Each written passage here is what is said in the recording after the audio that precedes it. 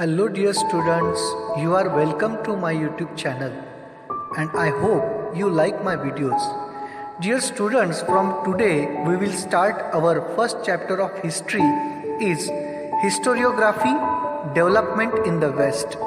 It is very easy chapter as well as important chapter for your board examination.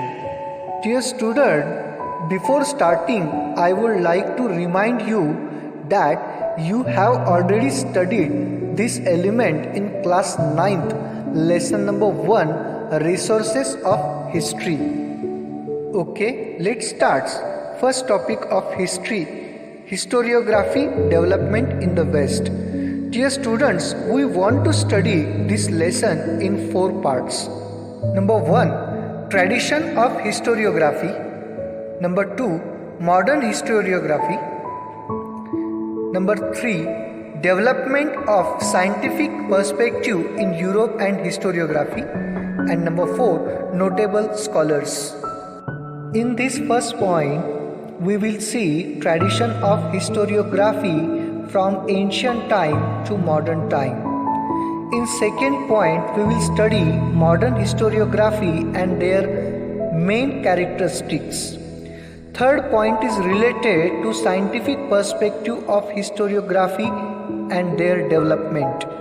And last point is notable scholars who gave their contribution in development of historiography. आज से हम हमारा history का पहला chapter शुरू करने जा रहे हैं. नाम है historiography development in the west. Historiography का मतलब है इतिहास लेखन, राइटिंग अबाउट हिस्ट्री. पश्चिमी देशों में अर्थात यूरोप में हिस्टोरियोग्राफी का डेवलपमेंट किस तरह से हुआ, इसकी पूरी जानकारी हमें इस चैप्टर में लेनी है. ये चैप्टर हमें 4 मेन पॉइंट में पढ़ना है. पहला पॉइंट है ट्रेडिशन ऑफ हिस्टोरियोग्राफी. इसका मतलब प्राचीन काल से आज के आधुनिक काल तक हिस्टोरियोग्राफी करने के लिए कौन कौन सी परंपराओं का इस्तेमाल किया जाता था या किया जाता है, इसके बारे में पढ़ना है. सेकेंड है मॉडर्न हिस्टोरियोग्राफी, मतलब आज के मॉडर्न ज़माने में हिस्टोरियोग्राफी किस तरह से की जाती है, उसके फीचर्स क्या है. तीसरा पॉइंट है development of scientific perspective in Europe and historiography, मतलब यूरोप में हिस्टोरियोग्राफी को एक साइंटिफिक अप्रोच किस तरह से दिया गया और उसके तहत हिस्टोरियोग्राफी की डेवलपमेंट किस तरह से हुई. और चौथा पॉइंट है नोटेबल स्कॉलर्स, मतलब ऐसे विचारवंत जिन्होंने हिस्टोरियोग्राफी में अपना बहुत बड़ा कंट्रीब्यूशन दिया. ऐसे 4 पॉइंट में हमें ये पूरा चैप्टर पढ़ना है. Objective and process. Historical research, writing and studies are carried out with an objective of understanding the chronology of the past events and their interaction. Dear students, why we do historical research, writing and studies? The main objective of that research or study is to know understanding the chronology of the past events and their interaction. It means past में जो सारे historical events हो चुके हैं या उनमें जो सारा इंट्रैक्शन हो चुका है उसका क्रोनोलॉजी, मतलब उनका सीक्वेंस समझने के लिए या उनका सीक्वेंस जानने के लिए हमें हिस्ट्री का रिसर्च, हिस्ट्री की राइटिंग या हिस्ट्री की स्टडी करनी पड़ती है या हम करते हैं. This is a continuous process. Yes, historiography is a continuous process. It's unbreakable process. ये प्रोसेस कभी भी ख़त्म न होने वाली प्रोसेस है, ये कंटिन्यूसली चालू रहती है.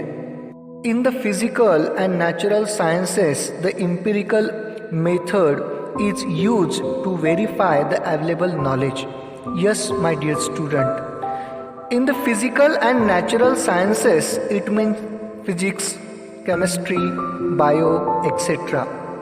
We can use in this field empirical method, it means experimental method or observation method for the use to verify the available knowledge. Physical और नेचुरल साइंसेस में जो भी नॉलेज अवेलेबल है उसको वेरीफाई करने के लिए, उसको चेक करने के लिए हम एम्पिरिकल मेथड मतलब एक्सपेरिमेंटल मेथड या ऑब्जर्वेशन मेथड यूज़ कर सकते हैं। लैब में ऑब्जर्वेशन मेथड या एक्सपेरिमेंटल मेथड के ज़रिए उस नॉलेज को हम वेरीफाई कर सकते हैं। This method allow formulating laws that remains true irrespective of the time and space। Physical और नेचुरल साइंसेस में जो भी नॉलेज अवेलेबल है उसको वेरीफाई करने के लिए हम एक्सपेरिमेंटल और ऑब्जर्वेशन मेथड का यूज करते हैं ताकि वो नॉलेज अच्छी तरह से वेरीफाई हो सके, और उसकी बदौलत इस मेथड का यूज करके हम बहुत अच्छी तरीके से बहुत सारे लॉ या थ्योरीज का निर्माण कर सकते हैं या वो हम बना सकते हैं। ऐसे थ्योरीज और लॉ हम इस मेथड के ज़रिए बना सकते हैं जिसके लिए वक्त और स्पेस मतलब वक्त और जगह ये दो चीज़ें मायने नहीं रखती। Those laws can be tested and prove repeatedly. इसका मतलब एक्सपेरिमेंटल और ऑब्जर्वेशन मेथड के ज़रिए फिज़िकल और नेचुरल साइंसेस में जो भी नॉलेज अवेलेबल है जिसे हम वेरीफाई करते हैं उसके ज़रिए हम बहुत सारे लॉ या थ्योरीज बनाते हैं, उसका निर्माण करते हैं। उस लॉ को हम बार बार टेस्ट कर सकते हैं, उसके ज़रिए जो नॉलेज अवेलेबल है वो सही है या नहीं उसको हम टेस्ट कर सकते हैं, बार बार हम उसको प्रूव कर सकते हैं, जैसे कि फोटोसिंथेसिस प्रोसेस है या ग्रेविटेशनल लॉ है। Limitations of historiography. In historical research, it may not be possible to use method of laboratory experiment and observation। बच्चों, यहाँ पे हम हिस्टोरिकल रिसर्च में एक्सपेरिमेंटल मेथड या ऑब्जर्वेशन मेथड का यूज़ नहीं कर सकते, ये हमारे लिए पॉसिबल नहीं है। क्यों पॉसिबल नहीं है? This is so because we were not present in the historical time. क्योंकि जो हिस्टोरिकल इवेंट हो चुका है पास्ट में, उस हिस्टोरिकल टाइम के वक्त हम वहाँ पे प्रेजेंट नहीं थे। एंड स्पेस, उस जगह पे भी हम प्रेजेंट नहीं थे, मतलब उस वक्त पे भी नहीं थे, उस जगह पे भी हम प्रेजेंट नहीं थे, इसलिए वहाँ पे क्या हुआ यह हमें पता नहीं है, क्योंकि उन घटनाओं का ऑब्जर्वेशन करने के लिए उस वक्त उस जगह पे हम नहीं थे। And the historical event can not be recreated. और ये जो हिस्टोरिकल इवेंट्स हैं जो पास्ट में हो चुके हैं उनको हम रिक्रिएट नहीं कर सकते, उनका पुनर्निर्माण करना ये असंभव है। इसीलिए हिस्टोरिकल रिसर्च में हम एक्सपेरिमेंटल मेथड या ऑब्जर्वेशन मेथड का यूज़ नहीं कर सकते हैं। Also in history it is not possible to formulate laws that remain true irrespective of the time and space। और इसीलिए हम यहाँ पे वक्त और जगह की परवाह न करने वाले लॉज नहीं बना सकते हैं। यहाँ पे वो लॉज बनाना इम्पॉसिबल है। Essential for historiography. इसका मतलब हिस्टोरियोग्राफी करने के लिए, इतिहास लेखन करने के लिए कुछ चीज़ों की ज़रूरत हमें होती है, जैसे कि to begin we need an expert who knows the language and script of the historical document in order to read it and understand its meaning। इसका मतलब हिस्टोरियोग्राफी के लिए हमें सबसे पहले स्क्रिप्ट और लैंग्वेज जिसे पता है ऐसे एक्सपर्ट की ज़रूरत होती है जो वो हिस्टोरिकल डॉक्यूमेंट पढ़ सकता है और उसका मीनिंग क्या है वो समझ सकता है या हमें बता सकता है। Also, the expert can examine the authenticity of the document by using criteria such as lettering style, author's style of writing, manufacturing date and type of paper, stamp of authority, etc। इसके अलावा historical documents की authenticity मतलब उसका truthness जानने के लिए हमें experts लगते हैं।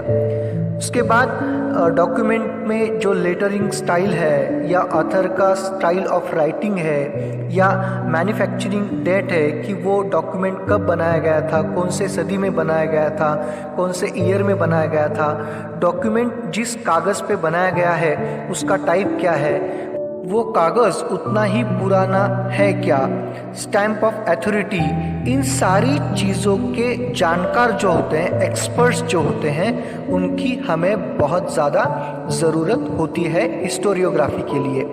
सच a document is further scrutinized by a historian with the help of relevant historical references. और उसके बाद हिस्टोरियन जितने भी सारे हिस्टोरिकल डॉक्यूमेंट्स हैं उनको एग्जामिन करता है, स्क्रूटिनाइज करता है, उनका चेकिंग करता है, लेकिन उनको एग्जामिन करते समय वो हेल्प लेता है किस चीज़ की, तो रिलेवेंट हिस्टोरिकल रेफरेंसेस, उस घटना से जुड़े हुए जितने भी हिस्टोरिकल रेफरेंसेस हैं उन सारी चीज़ों की मदद लेके वो उस डॉक्यूमेंट को एग्जामिन करता है। Methods of various disciplines are useful in historical research. It means some institutions and organizations which is help to historical research.